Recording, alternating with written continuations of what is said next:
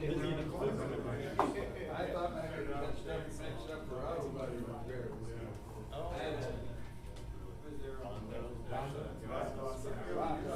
No, that feels like something. Yeah, that feels silly like a terrorist kid.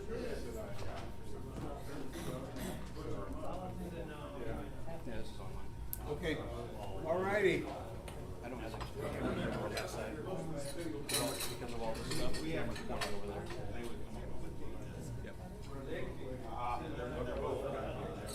Yeah, they all heard some comments. Yeah, you can be on. You can be to the side of the screen. Yeah, we're good.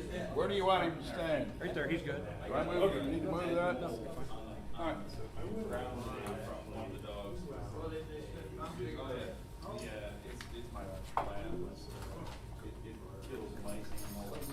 Okay, are we ready to get started? It's 6 o'clock.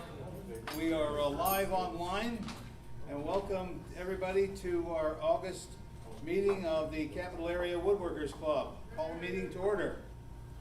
We got a room full of guys here. How did that happen? We haven't seen this many guys in over a year.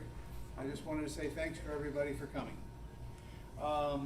Visitors and guests, I believe we have one brand new member here. Would you stand up and tell us who you are and how you happen to come? My name is John Colley. I do woodworking, Bob and Carl. All right. Welcome, and welcome to the club, and thanks for coming. And we hope that we've got enough for you to make it worth your while. I think we do, and we got a whole bunch of experience here. Let's see. I'll bet there's at least an average of 20 years experience for everybody in this room. If we added it all up and divided, I'll bet that's how much we would have. That number would be much larger than 20 years. But that's okay. All right, any other guests? I see a lot of familiar faces. I don't see any other new faces. Okay. Treasurer's report. Due to the effects of inflation, we've only got $4,400. Oh. We spent about $600 so far this year. Oh, okay. Well, that's fine. How much did we bring in new deer? Maybe zero. Yeah, we, and here's the reason why. When COVID hit and we had to shut down, we thought the right thing to do was to not charge year 2021 dues. So we pretty much stood still on dues income. So that's to be expected. Yeah, a few new members, and some money from the lottery drawing during the meeting. If you want to buy a lottery ticket, 50-50 drawing ticket, see Steve. They're 3 for $5 or $2 a piece. Okay, old business. The website fix. We've been dealing with a website that has been up and down now for the last, mostly down for the last number of months. I'd like to have Dustin, if he would, explain exactly what we're doing and how it's going to work. So we're just going to transfer it over to a new hosting service. It'll be $50 the first year, and then after that it should be free, as they do free for nonprofits. So it'll be the same website. It'll just be moved over. It'll be the same address, everything. Nobody here will actually see any difference. It'll just be moved over. So. Do we have to have any specific designation for nonprofit? Yeah, that's something else we've been talking about on the backside, just trying to get all that squared away and figure out where we need to be with all that. The answer to that question is literally in the works as we're going. So, Dustin, can you give us an idea? Is it going to be 3 weeks, 4 weeks before everything is back up? Shorter than that, longer than that? As long as we're okay to move forward, then as soon as I can get on it, a couple weeks maybe. Okay, all right. All the files that we had, they're gone. When I logged in, they're just not there. So we'll have to kind of put it back together from scratch. But I couldn't find them. With the login he gave me, all I can do is I can get the domain transferred. but I couldn't see anything. So you have we'll get together. Use an FTP to, I use cPanel on the front side, use their tools. If you have an FTP login, you might be able to find something. So, So cawspi.org is still good. yeah, the address won't change. yeah. We'll get a new, password and whatever else we need to do, I would think. Should all be the exact same. All right. Okay, that's fine. How about photographs and, names and, Yeah, we'll get together. We'll see if we can Yeah. download it. Is the account still up on GoDaddy? It is, yes. okay. All right, that's cool. One other thing, I have this listed under old business, but I guess we could do it under new business, it doesn't make much difference. Sawmill demo, Saturday, August the 7th, starting about 9 o'clock. And what I would like to do is just have everybody who's gonna be able to make it out to Ralph's, pass that around, please.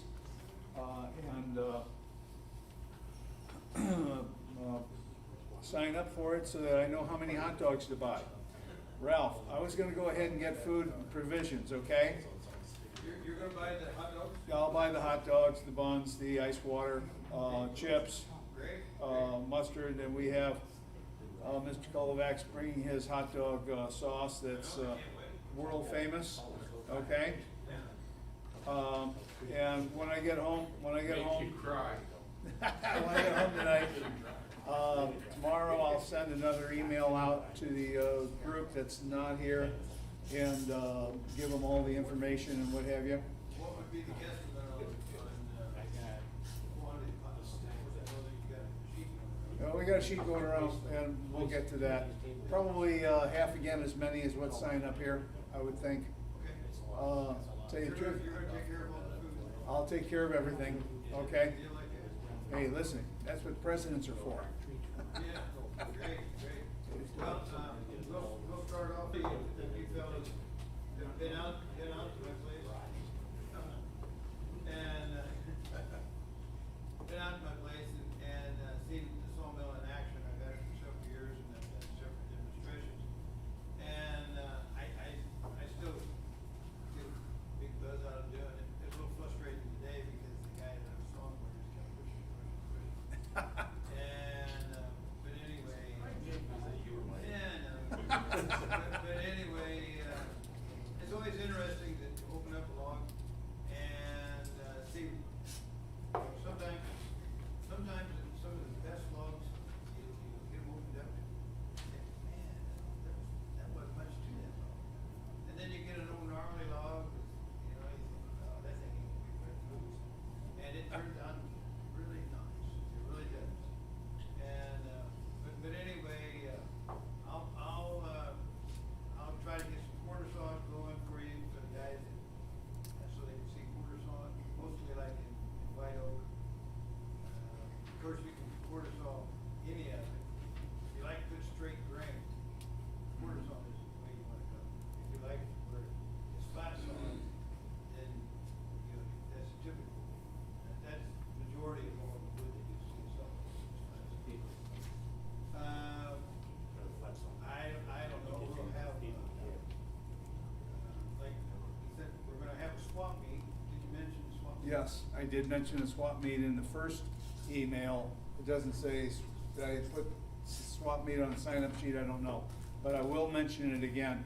I'm just gonna basically copy what I sent out in the announcement for this meeting, and I'll resend it out again on probably Thursday, maybe tomorrow or Thursday at the latest, so that I can get some people to give me a call or, send me a note back and get a better, number. So if you got some old junk tools you wanna get rid of, no, I mean, if you got some tools that you just don't use anymore, or you got doubled up, and, you know, bring them out, put a price on it, who knows, somebody will take them home and be glad you got them. Okay.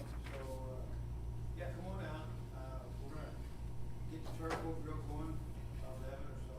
Okay? You don't have your hot dog cart? Well, our president said he's gonna bring the food, and I'll probably grab chicken again. Hey, I'm pretty good at cooking hot dogs. Yeah. Yes. You guys got it? Yeah. So anyway, And you will. We wanted to do it last year, but COVID stepped in there and messed up everything. Yes, it So did. we're gonna do it this year. Okay. I think the weather's supposed to hold off pretty good. That's what it said on my phone this Yeah. afternoon. It was going to be sunny Yeah. on Saturday morning. And even if it turns off hot later on in the last part of the weekend, don't matter because we're gonna do it tomorrow. Okay. All right. Anyway, that's the long and the short of what I got to say. Come on out. All right. Saturday morning. Okay, Saturday morning, and yes, Ralph was right. I've seen it twice. I was a total 100% newbie the first time I saw it. I had no idea what in the world was going on. It was just blew my cotton picking mind. Yeah. And I am really looking forward. I have a hunk of cherry I want you to chew to us off Are you for. gonna bring that cherry log out? Yep, I'm gonna bring it up, okay? Cherry log. Okay? What's the name of that cherry? It's a cherry willow tree. It was from my front yard. Cherry log. My wife wanted to redo the landscaping, and it had all of these branches coming out of the very top. And a trip came out, and I asked him to cut it off the bottom and cut the burl off. I'm gonna bring the burl also. It's got the most gnarly looking burl you've ever seen in your life. It was sitting on the top of the tree. And I've got it's about this tall, the trunk is. 22 inches in diameter, so we'll see if we get a 6x6 hunk of cherry about 4.5 feet long. We'll see what we can get at. The address again? Number 3, Trees Court, and that was specified in the sign up and on the email that went out. Yeah, just Google it, it'll show you exactly what it is. I'm out there by the Bremerton Green. Yeah, and that's that's the one that burned down, right? Yeah. Okay. Part of it. So when you see the elevators, you're all Okay. You can see part of the elevator from our place. Okay, It's all right. about a mile away. All right, that's cool. You know, my stepson lives out that way too. All right. Any other questions for Ralph? Okay, moving on. New business. Dustin and I have been talking about getting a new projector.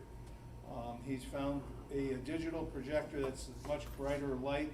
When we want to use this, we have to turn the lights off. It's from Amazon.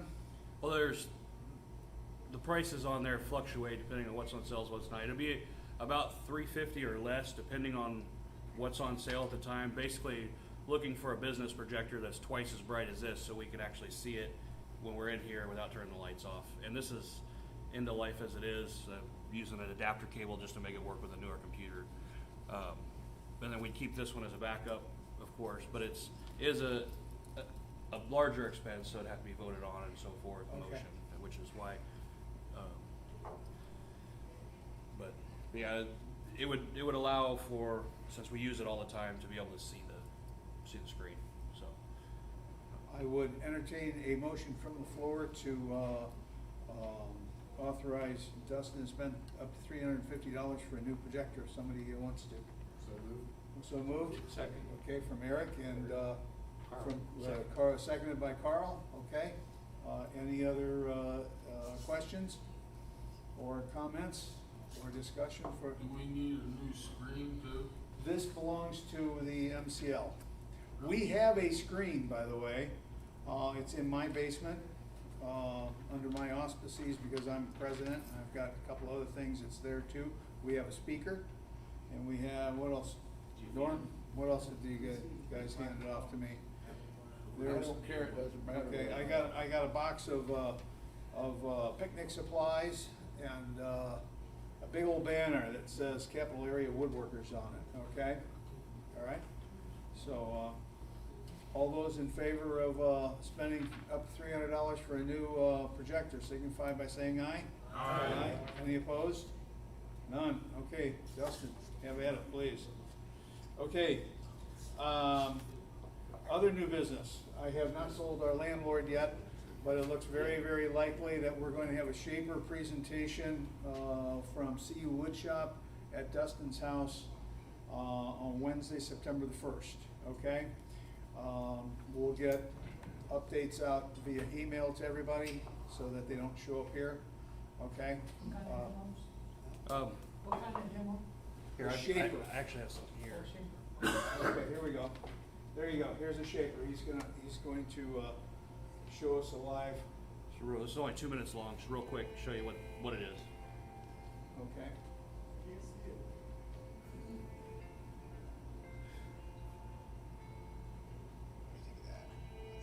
Yeah, that's super cool. A child can use it. I really like that.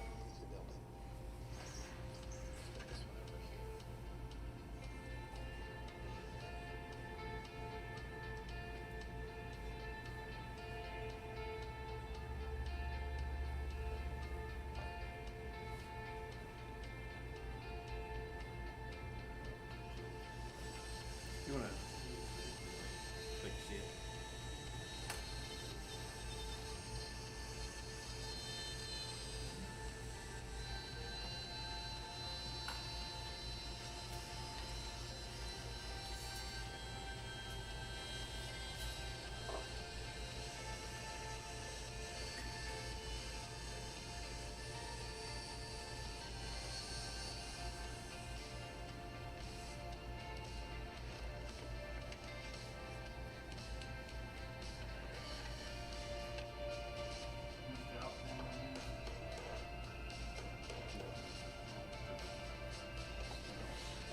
It's gonna be awesome.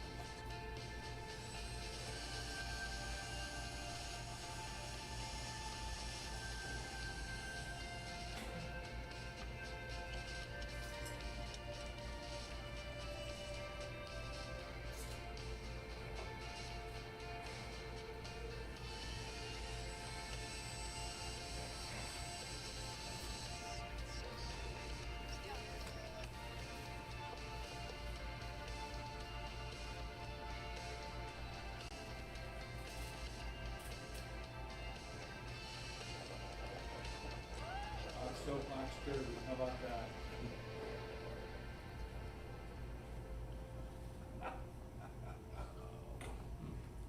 And, well, member Bob, I have one of those. yes, And they're amazing. The good news is there's so much possibilities, that's also the bad news, there's so much you can do with it, and it just, I know about this much right now. And the one I have, I actually use it to make ring boxes, I actually use it for the program to make the box joints on it. And the advantage is that you can take any size of wood you want for a box, it doesn't have to be in quarters or half inch, you could say, I want something like 6 3/8, and I want maybe 5 pins in total on each side, and it'll do the calculations for you. And as you go through the program, of course, it's clamped down, everything's just perfect on it. You just go nice and slow, and if you go off course, it will adjust for that. The router will adjust for that. If you go too far off, it actually will pull up the collet on it, and it won't cut it. What's your investment in the system? They had a sale on it, but I got mine for under $3,000 for everything, and that also includes the workstation too, which I would recommend. okay? So- We will learn a lot more about that next month. The other details is it's CU Woodworks. Yes. There's a gentleman from there that's gonna come down, bring his equipment, have everything set up on a big screen, so no matter where you're at viewing it, you can see the screen and see what he's seeing. So it'll be an actual vendor demonstration, and then there'll be plenty of time afterward for hands-on and questions and all of that. The only thing you'd have to bring is a lawn chair to sit in, because I'm limited on chairs, but there'll be plenty of room, and it's climate controlled, so, basically this much space with AC, so. What day was this on? Wednesday, September the 1st. What time? What time? Same time, regular meeting time. 6 o'clock. Yep.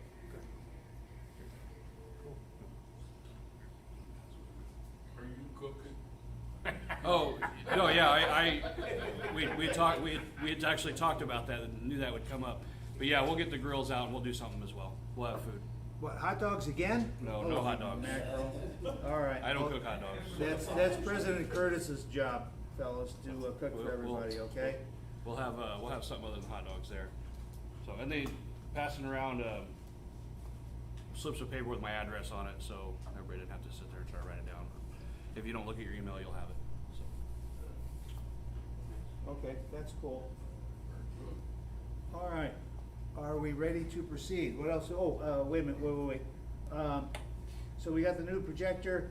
The September meeting is gonna be at Dustin's. The October meeting, we have something really important for the October meeting. We have nominations for the 2022 year Board of Directors. So if you would like to participate in the club and be part of the executive committee, please think about it. We'll get some sort of notices out in either the newsletter and or an email to the group as a whole saying this is a job title and this is what it entails, blah, blah, blah, okay? So we'll get that out sometime before October, so that everybody can have a chance to think about it. The November meeting will then be the elections meeting. And I talked to Ralph Full, can't think of his name. The December meeting is gonna be the Christmas party at Island Bay Yacht Club, Rolling Falls, pardon me. Went brain dead there for a minute. We will be having a Christmas party at Island Bay. He's making the arrangements now, and as we get closer to that, we'll get more information to everybody. Okay, questions about anything that we've covered so far? Yes? Just one last real quick thing. I sent out an email that has a link on it. You can go to that link and it allows you to let us know when you're actually going to be available for presentations and so forth, so we can get next year's calendar together. And these are also on the table, so you don't even have to go to your email. You can just fill this out and leave it on the table, and I'll collect them before you leave, and then it gets rid of all that step of going on the computer if you don't want to. They're front and back. Okay. And is the September 1st CU presentation, is that taking the place of our September meeting? Yes, that's the reason why it's on Wednesday, September 1st. In other words, we're not gonna be meeting here, we're gonna be meeting at Dustin's house. So I have to tell the landlord, and so he's aware of that he has a free night to let the room out. Okay? All right? Any other questions or comments? Okay, seeing none, well, let's go ahead and get started with the program for the evening. Looks like we're gonna have time for everybody tonight, okay? Norm, President Curtis didn't know how to use the computer 2 months ago, and Norm didn't get a chance to make his presentation on dust collecting, so he's gonna lead us off tonight. Norm, you're up. Before we start with the slides, I have a couple of other items to mention. I recently cut down a redbud tree because it was growing too close to the house. But the base of it was big enough that I thought I could get something out of it. So I cut it into slices. And I had read, especially from wood turners, that if you have a bigger chunk of wood and you need to get it dry before you turn it, that you can microwave it. You put it in for about 2 minutes, let it rest a while, put it in for 2 minutes more, and so on. So I sliced it into pieces like this, usually at an angle. And this one that I'll send on each side shows how the weight declined every time it was hit by the microwave for 2 minutes exactly.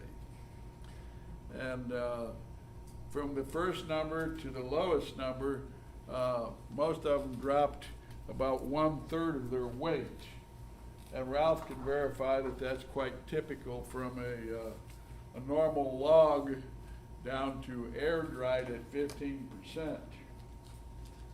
Then finally, those that didn't crack became pieces like this, and I ran them through a drum sander. Now, drum sander at 120, I thought was fairly fine. Oh, I know you need to take it on down to 150 and 220 and so on. But I decided to do that part with a random orbit. So these were hit with a drum sander at 120 on both sides, repeatedly, until they were all cleaned up. And then I hit them with the random orbit a couple more notches. But the scratches from the 120 on this wood that's now hard enough that they still show up. So I guess I'm gonna have to do some finer drum sanding or some finer random orbit sanding. Then this is the only one that I put a finish on yet, and I chose to use a water-based finish. If you've never used any of that stuff, it's quite an eye-opener. Among other things, when you open a can of polyurethane, you always have to worry about air getting in and skimming over, and they sell Bloxygen so that you can fill that void with another gas instead of oxygen, which comes over. And this stuff, you don't need to worry about that. I accidentally left a quart standing open for 2 days. There's no scum on top. Furthermore, if it were to dissolve a little bit and become thicker or more potent, all you have to do is add a teaspoon or a tablespoon of regular water. Doesn't even have to be the special water you buy at the grocery store. So this is one that has a couple of coats of water base on it, but it was a rush job to get ready for this meeting, and it's not perfect. I was recently at Menards or Lowe's, Menards, and they had this tool, which is a little 4-inch saw. The brand is Works, W-O-R-X. It was $79. And I always kind of wanted one, and that was a sale price, so I bought one. The blade comes separately in that box, and there's a little guide for the side, but most of us would never use one of those. It's so much easier just to clamp a straight edge onto your board if you're going to rip, and then slide this next to the straight edge. But if you have a table saw, why would you fool with a little 4-inch blade? I would think this would mostly be for crosscut, maybe a plywood sheet. Has a little dust collecting tube.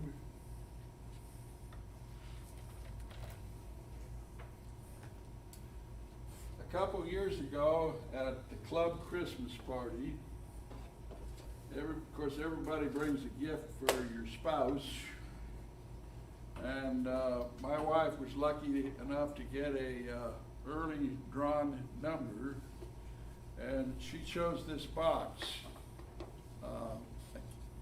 a candle box. It happened to be made by Roland Fultz.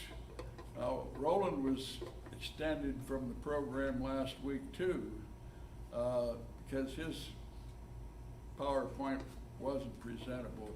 But Roland is in Seattle tonight accepting a national award from the Bonsai Tree Association. So he couldn't be here to show his PowerPoint. But here's the box that Roland made. A dadoed tapered lid with, in his case, rabbited corner joints. Well, I kind of like that concept. On the computer, they now call it trinket boxes. Well, I had some leftover small pieces of spalted maple, so I thought I would use that in the top and the front side. Hey, Norm, We turn the lights back on? Turn the lights back on. turn your lights on. Turn the lights I'll get back it. on. I'll get it. I'll pass this around. The hard part on Roland's, it looks like he hand carved it with a carving tool or a chisel.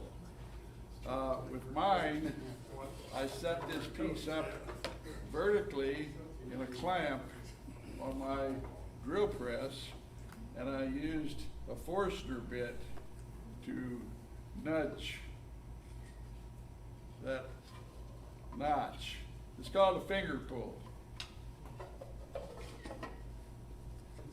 And I didn't have much spalted wood, so I used the remaining piece just for the top and made the sides out of, I think it's red oak. Tell me if I'm wrong, Ralph. Where's that box I passed around? Box of wood, small pieces of wood. This one right here. I guess it got all the way around. Did it get on this side? No. These are just scrap pieces of wood. The challenge is to identify as many as you can. And if you have questions later, ask me or Ralph. Okay, I was expecting our new member Augie to be here. I made a table for Augie. He's moved from his Springfield job over to Jacksonville and works for a scientific company that does research on cochlear implants for ears, hearing. And he was going to be here and show on his camera what it was.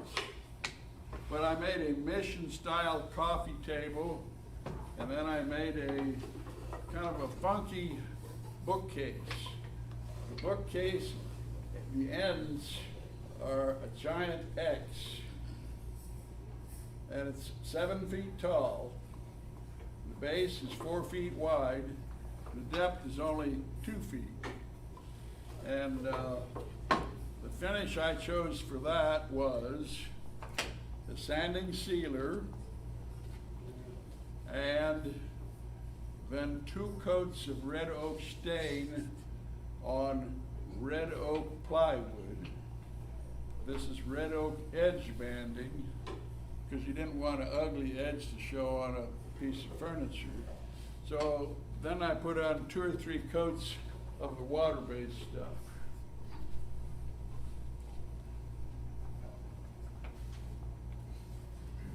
Okay, because of no PowerPoint,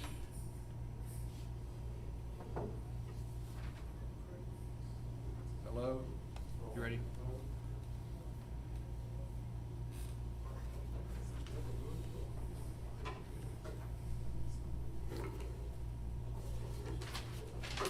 There you go.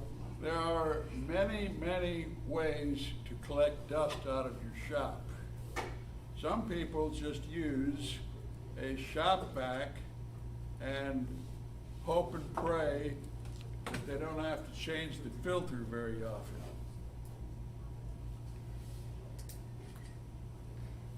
Because some of those filters run as much as $35. And you can blow them out. Some of them you can wash out with even soap and water. But if you build one of these little intermediate devices, then you preserve the life of your shop vac filter. And there are many designs. Some of them are like a small cyclone, like the Oneida Dust Deputy. Some of them are like this, which is sold by Home Depot for $50. The Oneida Dust Deputy is a true funnel, a cyclone. It's about $50 on the internet. The Chinese make an almost identical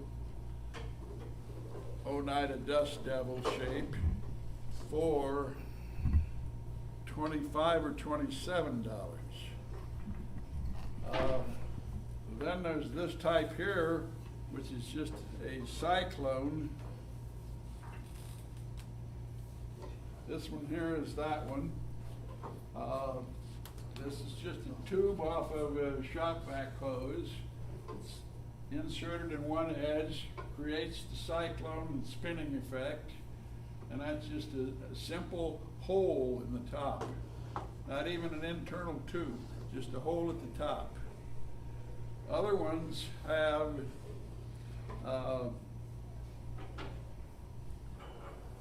a fine baffle like this. And the baffle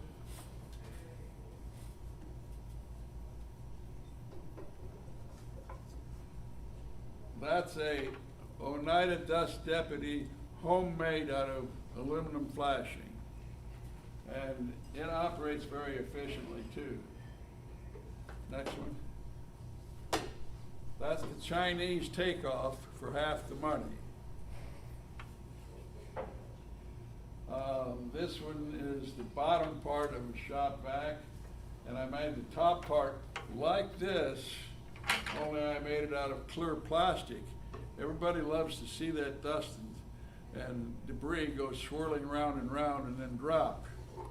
Well, it drops through this 2/3 of a circle, but there is a way too to make the circle totally full by supporting the center portion with some all-thread bolts or some dowels glued in there.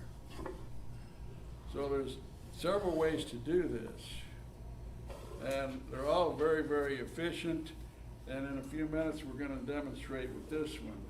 What's your other slide? Finally, as a version of a Dust Deputy Cyclone, I cut the top and the bottom off of a traffic cone, and at the top the insert tube just goes straight down and immediately into an elbow at the perimeter. That elbow creates the spin, and the central one is similar to this. And again, it's very, very efficient. That's probably the end.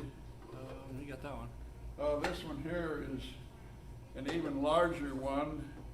The sides are aluminum flashing, and it's a 35-gallon barrel and a 1.5-horse impeller. And I can reverse those pipes on the top, and it's quite efficient too. So let's take a couple of minutes here to demonstrate with this, and then I'll be done. What we've done is taken this box and I've filled it to the maximum capacity of that gram scale with sawdust and sanding debris. And that total is 610. The box itself, before we filled it, weighed 122.7. So the garbage in here is 487.3 grams of powder and sawdust. And we're going to suck it up and run it through there and see how much of it we recapture.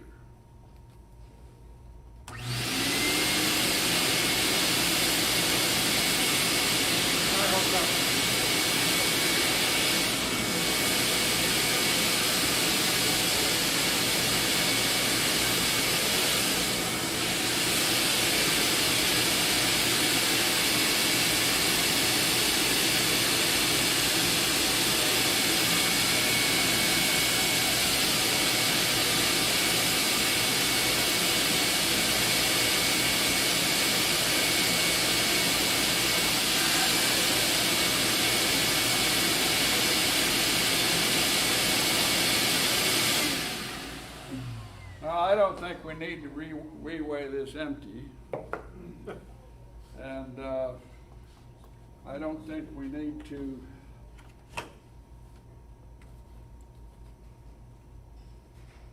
static electricity has collected some powder just through however static electricity works. So we're going to lose a little bit there, and I'll just tap it, and some of it will fall in the bucket. We're going to put this back in here and reweigh it. It's always hard to catch all of it.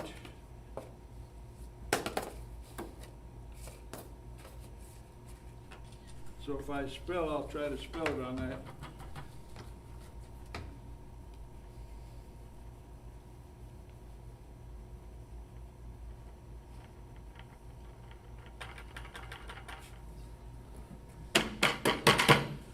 I got a tiny bit on the carpet on both sides. I'll bend this and try to get most of it in there.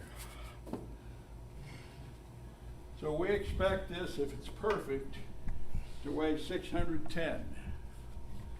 So I'm gonna, it's still set on 610, and we're gonna back this gram scale off.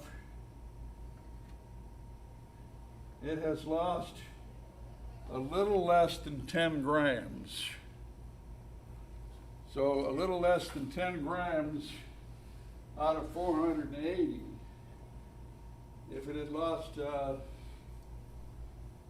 would be a loss of 2.1%. And we've spilled some on the floor.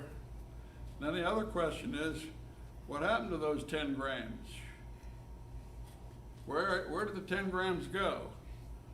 Well, part of it went clear through the whole system and is floating around in the air in this room. Part of it could be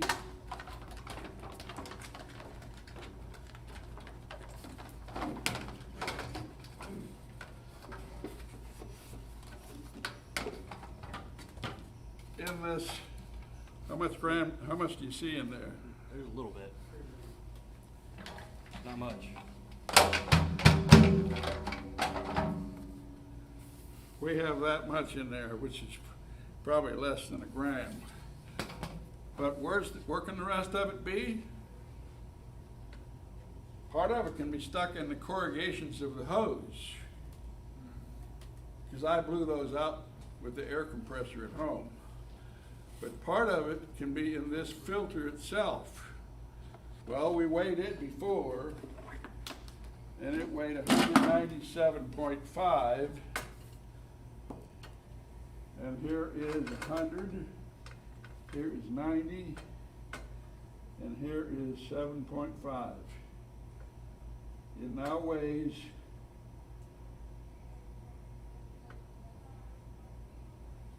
1.5 grams more. A nickel weighs 5 grams. So 1.5 of the 10 or 12 grams there did get caught in the filter. And maybe 1 gram was in the big bucket. So yes, it's close to 98% efficient.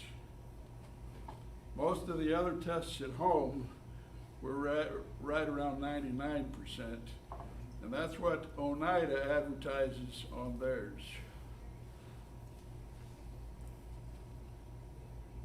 I think I'm done on this topic.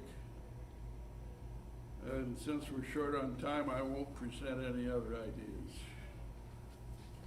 Thank you, Norm.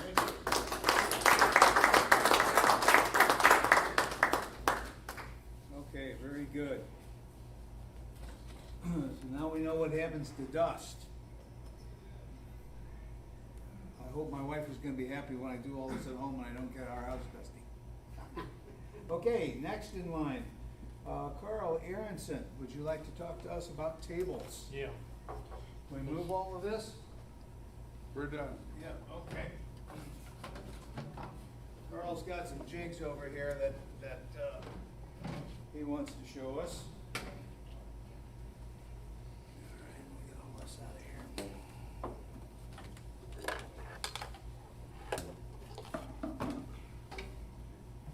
here's a couple grams on the floor. Yep, there's a couple of grams on the floor. We'll have to hope that our landlord doesn't get too upset about it. We'll vacuum it up, thank you. That's a good idea. Yep. Just grab it underneath here. Underneath. Second shelf. There? Yeah. Okay.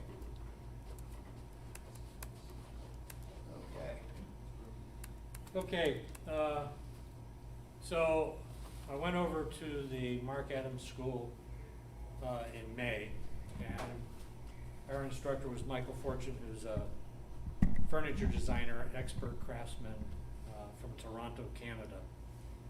And the furniture that he's done is all over the world. He does commission pieces, one of a kind type of thing. Anyway, the course was to build a entryway table, which is what I've done. The wood came from Ralph's. This is basically two L's, constructed L's.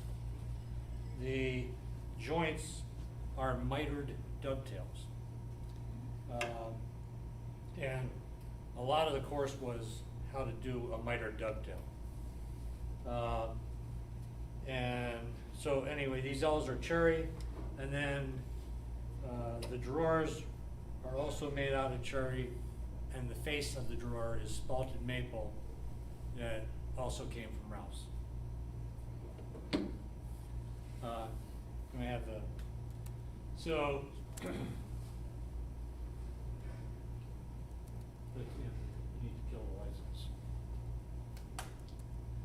So this is the table that Michael Fortune built. And you can see it's familiar. His is probably better than mine. But he actually also used spalted maple for the drawers. So I actually built two of these tables. I had, my daughter went to the course with me, and we made two tables. The other table, which is slightly bigger, it has a spalted maple top and side, and then the bottom frame was walnut, and then the drawers were all cherry. So I have two of these things that we built. At any rate, let's go to the next slide. So the first thing we had to do is, of course, we show up with raw wood. It's not been planed yet. And we plane it, and then we create the panels. And this is just a setup in the shop where I'm gluing up some of the panels to start working on. Next slide. So this is what a mitered dovetail looks like.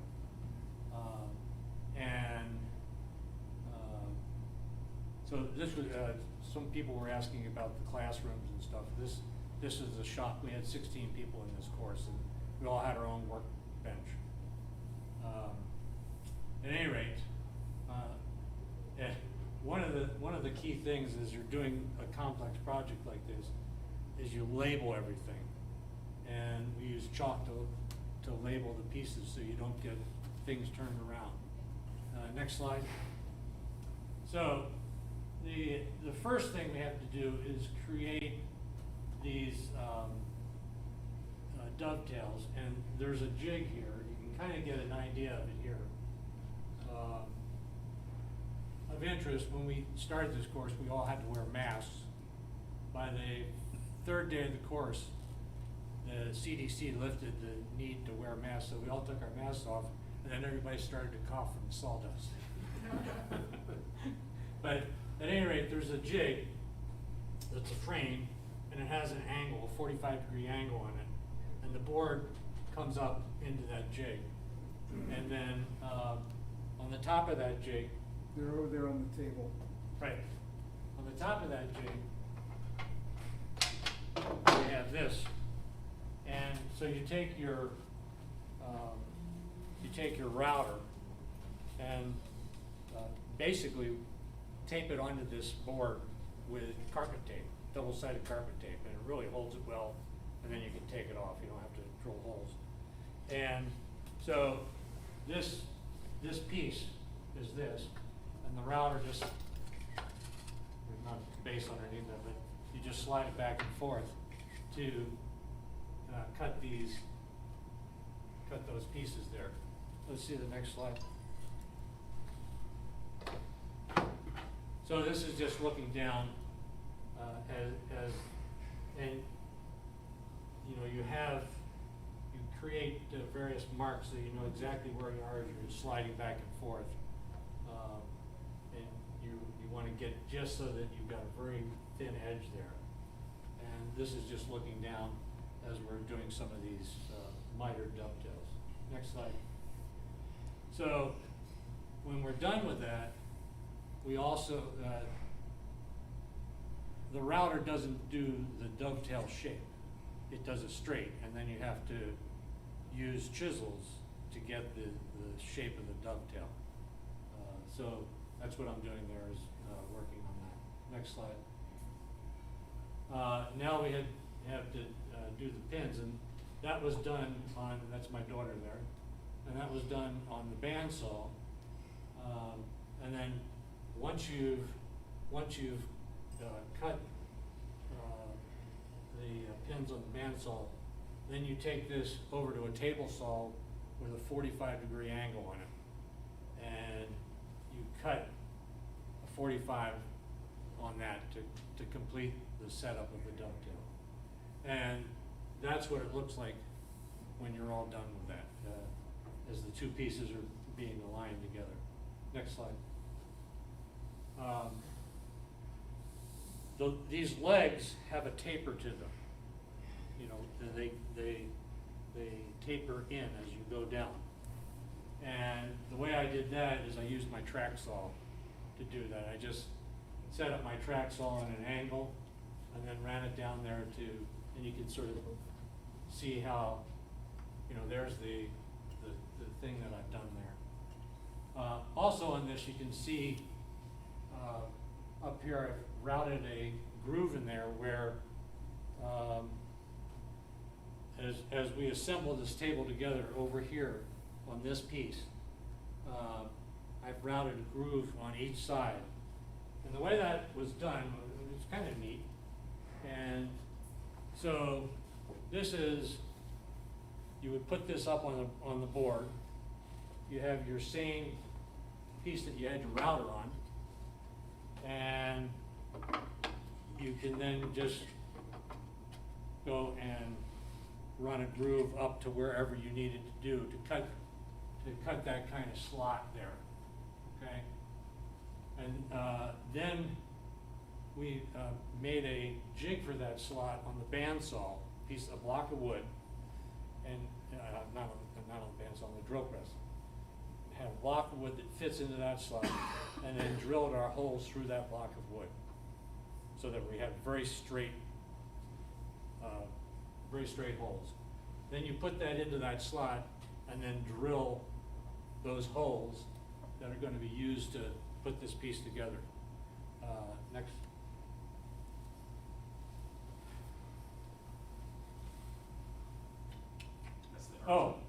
So, yeah, one of the things about these tables is if you have just a flat piece on the bottom of the leg, it can get a little unstable, or any imperfections might show up. So you cut a little arch, and that's just done with the plunge router that's on a frame here, and you can see how that came out on the other side. So that was another little detail to do.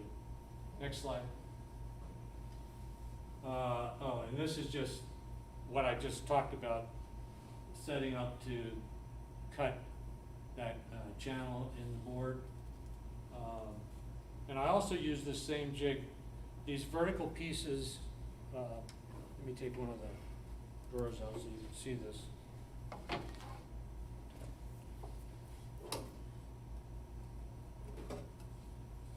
So the vertical supports here, they're put in with splines. And so you had to machine a groove for the spline in both the top and in this vertical support, and then the spline sits in there and that's how it's all connected together. And this same jig was used for cutting the splines in the shelf parts. Then I used a router table to cut the groove for the spline and the vertical supports. One interesting thing about how those vertical supports are done, you know, we have grain going this way, and when it expands, it's going to expand this way. The vertical supports are also lined up. They're not, the grain's not this way, but it's vertical. So when it expands and swells, the support swells at the same rate that the tabletop does. Which was a nice, you know, that was a nice little feature of putting that together. Okay, so here we are. This is not this table, but a different table that has the walnut in it. And there, we're putting in the lower shelf into the leg there, and I've drilled the holes. Once I've drilled that, then I use the drill to drill into the shelf. Next one. And this is doing that drilling. Use the same bit that you drilled those holes, the original holes in that. Use the same exact bit so that everything stays lined up. And as I drilled that, I would put the pegs in until I've drilled all the holes with all the pegs. So that's how you attach this lower shelf into this piece right here. And then this extra piece here, which was all cut from the same board, that is similarly, we use these holes to drill the other way to drill this piece out so that everything lines up correctly. Next slide. And this is showing putting this shelf into the taller leg, which is this leg here, we see here. Okay, next. And this is the technique that I use to, you know, make sure I got everything at right angles. I had these braces that I then can clamp in and make sure that everything stays locked in at 90 degrees. Is all this equipment your equipment, or was that Mark Adams? This stuff's mine. The assembly of this thing took place in my basement. Oh, okay. You know, what I did at the school, we had 5 days, were doing these miter dovetails, which consumed a lot of time. Okay. And then doing all the machining for the splines and stuff. And then this all came back home in pieces, and then I put it together. So, this is our basement. I have a pool table. And when we initially had the house built, we didn't have all our, in Springfield, we didn't have all our furniture here. So the pool table went into the dining room, and our contractor built some nice oxboard tops for the pool table. Well, it's turned out that the pool table is now my assembly area. It's a great use of that table. Next slide. Okay. One of the things that I learned in this course that was a really handy trick. So when you're trying to glue up something and you know, you don't have a clamp that's, you know, 7 feet long to do this, you know, you put these boards above and below, and they're covered with sandpaper, and then you clamp them down. And so right here, there's a board above and below the tabletop that has sandpaper underneath. I've clamped that down. Now I can put a clamp from here to the end of the board to compress it and make sure the dovetail joints come together real nice. And that was a really neat trick. And also, the other thing that they did is we had sheets, you know, like 1/2-inch plywood sheets that had sandpaper underneath of it. When we glued up these miter joints here, we could put those there, and they also had a 45-degree piece here, and you could clamp those to put a little additional pressure right on the dovetail. Next slide.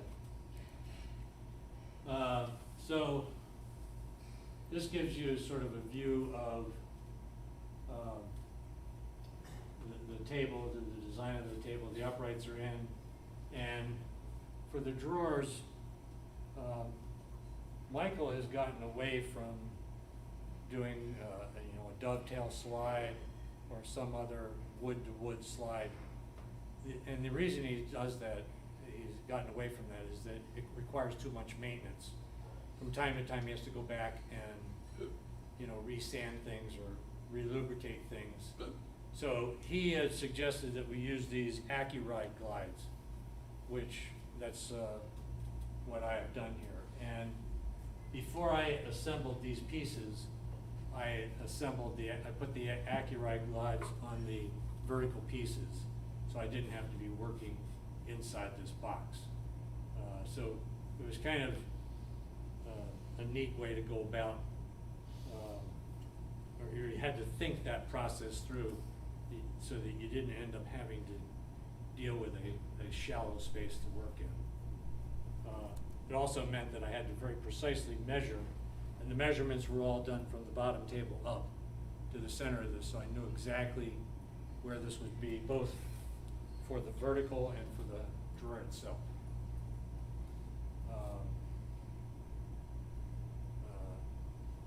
The next slide. And this is kind of an interesting thing. So, life's not perfect, and you have to figure out how to repair things, okay?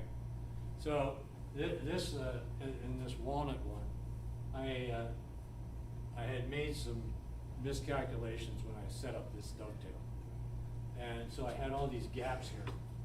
Well, the way to correct that is you put these little splines and tap these splines in and glue those splines in, and that makes it almost invisible.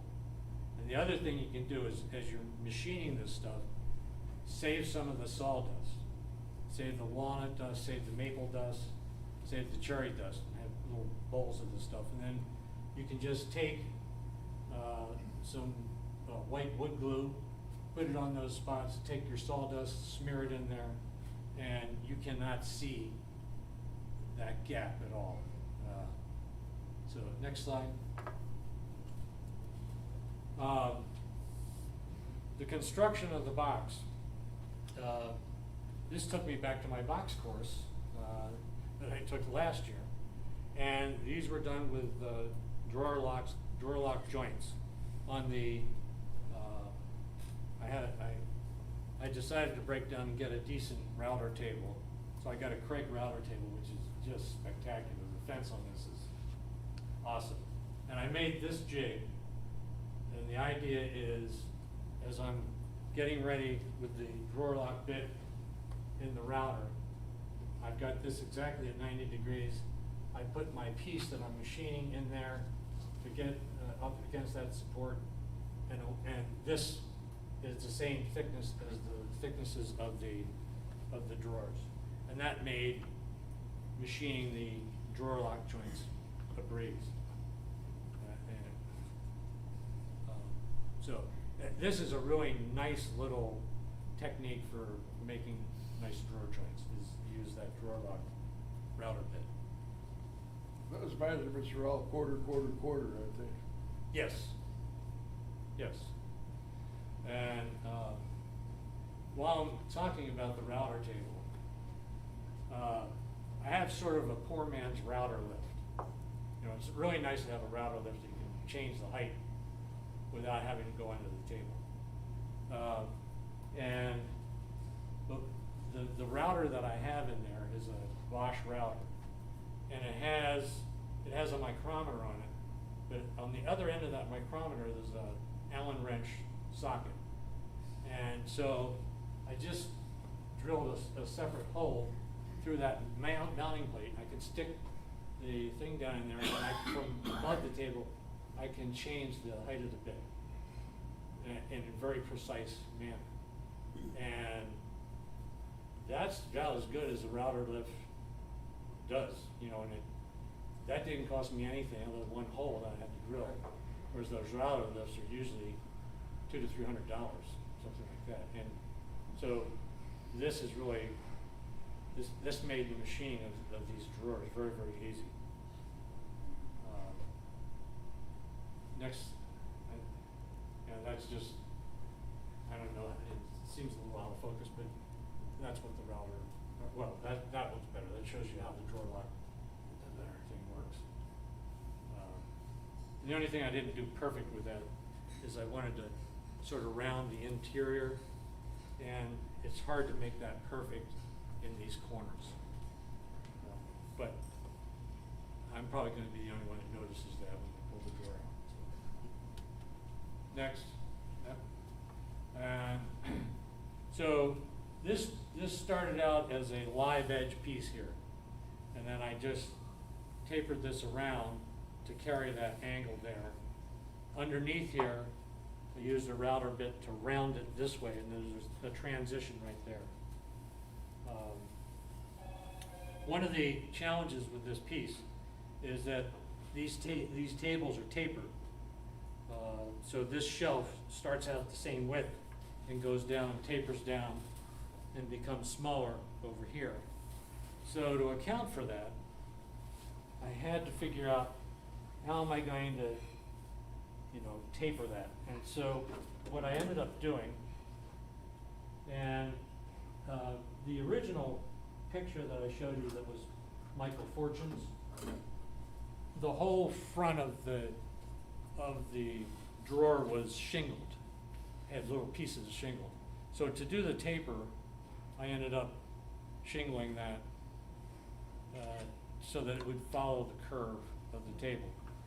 And I had to build out, I put an extra piece of cherry in here to build that out. So I didn't have to make an asymmetric box. I made a square box, and so. Are the actual sizes of the boxes the same? Very close. They're Very within, close, they're okay. within 1/8 of an inch. Okay. Except this one's not as deep, because if I made it as deep, it would stick out beyond that curve. That's right, So I had to put it in further. I don't know if there are any other slides. I got one more. Yeah, there. So this just shows you the drawers. The other thing I did with the drawer is I milled for the floor. I had 1/4 inch plywood, which was not quite 1/4 inch. It was a little less. And I just put some felt inside that goes into that groove as well and fills that groove. And this was really easy stuff to use. It's sort of contact paper flocking, if you will. Carl, I have 2 questions for you. The drawer lock router bit, Yeah. is that a 1-pass cut on that, or does it take more than, is that a site? Because it comes in like that? Okay. Yeah. Do you do that in 1 pass? Yes. Okay, that's cool. And where did you get that bit? I used a Freud bit. I got it from Amazon. Amazon, got it off Amazon.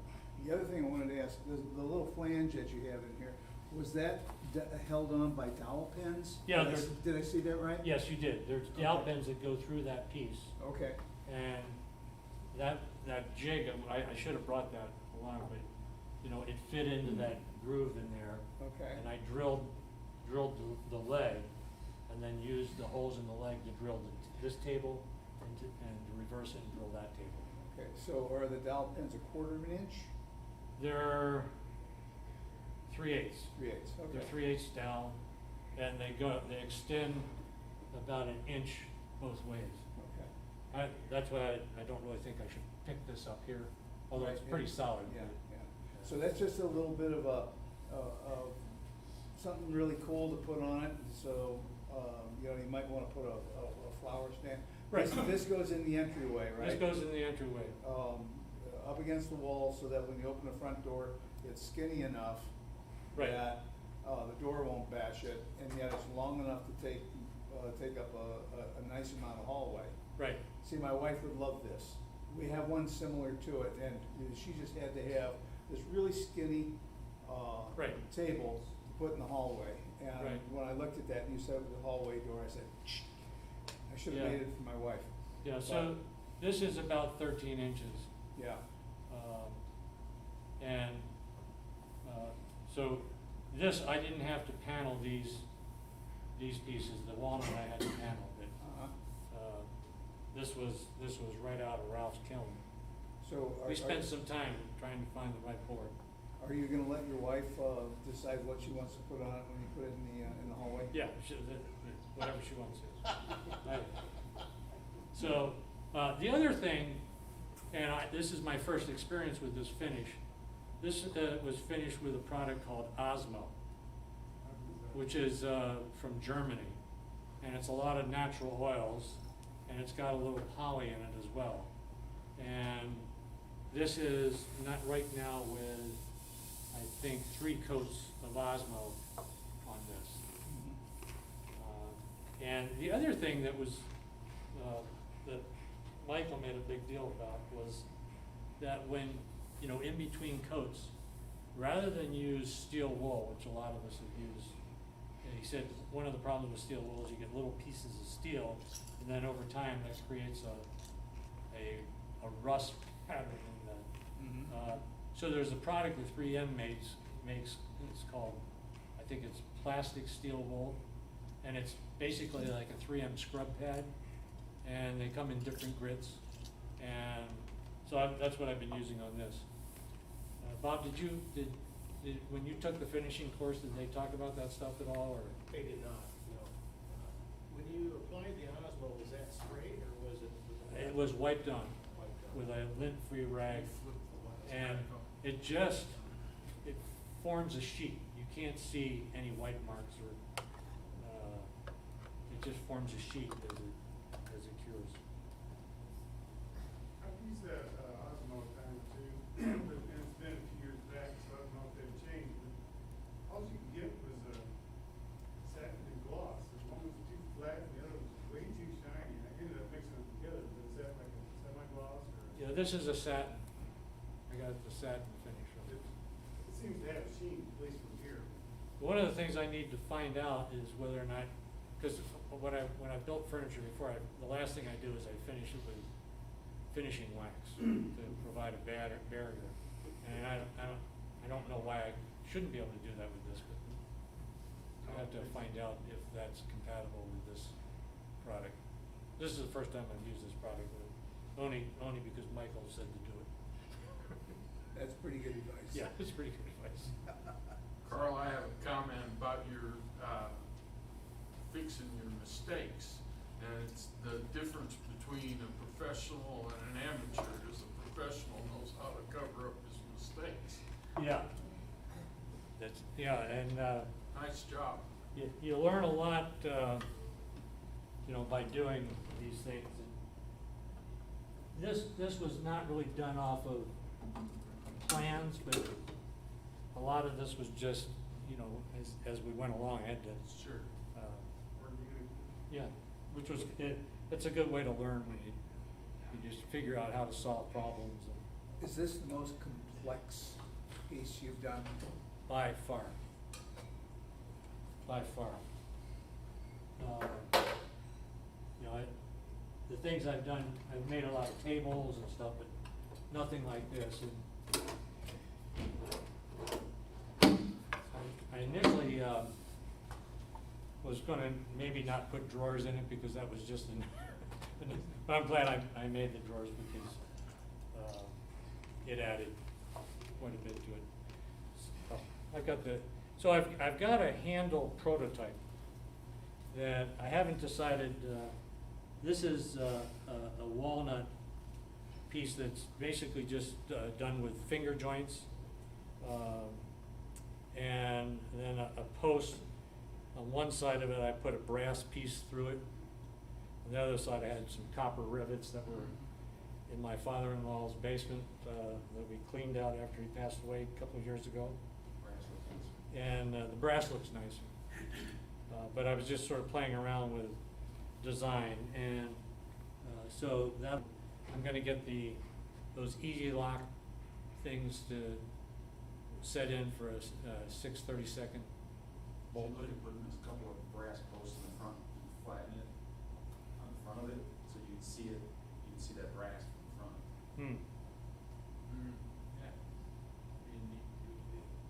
Just as an accident. I mean, are you talking about just like through here? Yeah, just drill a couple of holes in the front here, so you can actually see the brass away, and when you come up, when you pull it out, you'll see the brass on top. Yeah, that's a good idea. That's one of the reasons I bought this, because I haven't settled on the design of the handles yet. But anyway, Now, can I ask, about how many dollars do you have in materials and supplies? Do you know offhand? Ralph's Wood's pretty Ralph? expensive. I like Norm's question when he asked you if you wanted to make $10 an hour, how much would you have to charge? well, yeah. Before or Yeah, after being I'm not doing this for profit, this is just Right. for hobby, but, I mean, the only piece of equipment that I added was a router table to actually be more efficient in doing, I had a portable, plastic router table that was worthless. So the Craig router table was about $500, maybe about $600 with that Bosch router that has this key that allows it really to function like a lift. I mean, I couldn't believe it when I was trying to figure out, and I wanted to get a router that could either have a 1/4 inch or 1/2 inch collet. And Bosch makes one, and it has this micrometer that has the Allen key to lift it up and down without having to. And that Craig table, it's not pre-drilled. You have to drill for your specific router. So the tabletop doesn't come with a bunch of holes in it already. So, basically I've just put the holes in to mount the router and a hole for this key to allow the router to lift up and down from the top. Which as you're going through pieces and are getting progressively deeper, boy, does that save time to not have to be messing with the thing underneath, so. Very good, thank you. Any other questions? Yeah. Yeah, how did you determine the pattern of the dovetail? By the picture, it almost looks random, different sizes? Yeah, so the dovetails, those were just set up with 2 in the middle, 3 on the outside. There's a pattern, yeah. So there is a pattern to it, and, I see it. Picture. but, when you're doing dovetails, they're, and, some of this is done by hand. So after you've done the dovetails, you straighten up the board and trace out on the pairing part so that you know exactly where those lines need to be cut, so it's done precise to this top piece, which was the miter dovetail, that was the hard part to do. That was really hard to do. So, Yeah, that gives it a little interest with the different pattern, yeah, instead of just the same. right. And on Michael's piece, which was that first slide, I mean, his dovetails are very, very narrow at the top, and I chose not to do that because I just thought that I would be knocking pieces off, so. Right. Anyway, Nice job. Nice table. so I probably have about 140 hours into this. Okay, that's an awful lot of time. Is it worth it? I think so. Yeah. Yes. I mean, this is a piece that's gonna last forever. It's a labor of love. Yeah. Yeah, why should it's worth it? Right. Do you wanna come back next? PowerPoint or do this? we got about 10 minutes and we need to make a drawing and, let's I see can what just else. do this as show and tell. Okay, just a few minutes. All right. But there's a show and tell.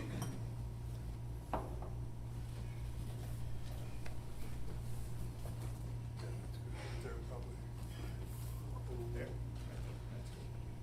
Yeah. Brought this in, wife bought a barrel chair, and she wanted a footstool. Well, I can make a footstool, you know, it's like this. No, I want it round. I said, okay. No, I don't want it that big, I want it small. Okay, how am I gonna do this? So, what I did is I thought of making boards, you know, because she wanted it tall like this too. Making boards and putting them on an angle, kind of like what you're making a segmented bowl or whatever. Got the right angle, and I found the formula, a program, real neat formula. It's what was it? Blocklayer.com. Okay, and it's got on that program. It's got if you want to do spacing of holes, if you want to do spacing for posts, for studs, and for like I said, for the if you're gonna make a bowl segment and all the angles and everything. Then I found it for Nerf, so I decided to cut this and experiment with it. And so experiment with it. I tried this, and this is just a piece of poplar. And I just experimented and tried. Well, you know, once you cut those Nerfs in, it just doesn't bend like that.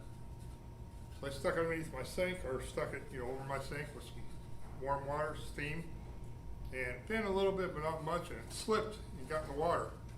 Oh hell! So I just stuck it all in there, and just stuck the whole thing in there, and it was real pliable after a little bit. So I had the centerpiece that I was going to put it around, already cut. I stuck it in there, then I just wrapped it around and clamped it, let it sit there, put a fan on it, let it dry, took it off, and the solid wood stayed real good. So, but I ended up, it was a window like that, it had a bunch of scraps of plywood. So I thought, well, I'll just do this with plywood. And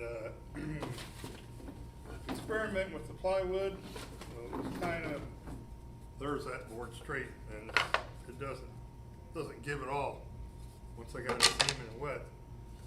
And this here I experimented, I thought, okay, well, that's not gonna work. Grain's going this way, just snap real easy. So I finally found a piece with the grain going the other way. And another thing I found that, if you're using like a lot of layers of plywood, this doesn't work. You gotta get to practically nothing. So you need something that's not quite as bad. And with this program, it tells you, like say, exactly where to make your cuts. You put in what kind of radius you want, the curved sweep angle, which is 180, the blade width, 1/8" blade, and the wood thickness, which is this plywood's 11/16. And hit calculate, and it calculates everything on down the line. It's 1 1/8, 2 1/4 is where you make your center of your cuts. And then by doing that, it leaves like 1 inch in between that. And I did the same thing with this as that. I just clamped it around, and as you can see, put glue in that, and once you clamp it, everything glues, and it glues up tight in through there, so you got the thin layer on the outside with that glued on the inside. So are the cut touching? yeah, the cuts are touching on the inside there. Yeah. So right on the end. So that's why when you get that formula and it measures it all out, it's perfect so that they touch, so you can glue them and it's good and solid. Wow. So those cuts are all done on a table saw? Yeah, well, radio arm saw. Okay. I still got my old radio arm saw, and it comes in great for things like that. So, did that, and, then I thought, okay, now, just went like that, and, we're gonna put the legs on, what kind of legs? Well, he saw these at Lowe's and liked them, so, okay. So I got some threaded inserts and put it in the bottom. So 3's not enough, it's gonna wobble. I put 4 on, and it still wobbles. It's still kinda not sturdy. So, anybody got any ideas to, would 5, if I put 5 of these on, would that stabilize that enough? Because it's so small.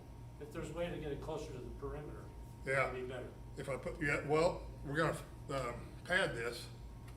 We're gonna Yeah. put padded and material, and these come out to be about a 1/2 inch. So by that way I can get, you know, You get them closer to the edge. yeah, but How far off is it? 1/2 inch from here. No, how far off is the tilt in the rock? It'll tilt, you know, if you put your leg over here, you know, rock, you know. Oh, You know, so- 5 will be better. Yeah, I'm just wondering if 5 would do the job. 6 would be better. I already mentioned that, that was told no, I mean, you know. You know, it's kinda like, first of all, I won't be using this thing because it's not big enough, yeah. but, If you shorten the legs, it'd probably be better. yeah. But then it makes it too short though. Right. You know, I had, you know, Bigger pad on top. that's the way to do it. The other I thing- got another piece of plywood to put on top, it needs to go up just a little more. You can add weight in the bottom, Yeah, Fill it with sand. fill it with sand. there you go. Mm-hmm. Oh, Is this gonna be on carpet? Yeah, that's, Yeah. we made a smaller ring on that plywood like you did. And put a ring around here? I did. But you see it, you'd think 4 legs would do it, but it just, I mean, it's not bad, you know, but I mean, being on carpet, like on this table, you know, Even office chairs have 5. yeah, Somehow you need to taper the legs out. yeah. I don't know how you do that. That would help too, yeah, but, yeah, exactly. Yeah. So, I don't know how I'm gonna solve that problem, but these inserts, these threaded inserts, it's the first time I'd use them, and they're actually easy to put in, easy to take off, you know? Just slip them in with your bolt and your nut, you know, and then just back them out and move them around where you need them. So I think I'll try the 5 first and go from there, but I just thought it was pretty neat, you know, doing that and getting this formula and getting everything perfect, no guesswork to it at all, you know? And that's one thing that I saved in my favorites, you know, is to be using it for a lot of other stuff. So, all right, but that's some, you know, like I said, I made it a little bigger, you know, but another piece of plywood would go on top, but add a little more height, you know, because I didn't have it big enough, like I say, I was using some scraps to do it. But it surprised me how sturdy it is. Yeah. And as you can see, I get carried away with the nails, I just put a nail in every one, but. But that's one of the things I was working on. Like I said, I got another PowerPoint presentation to run it short on time, so save that for another day. Yeah, thank you. There you go. Nice project, very good.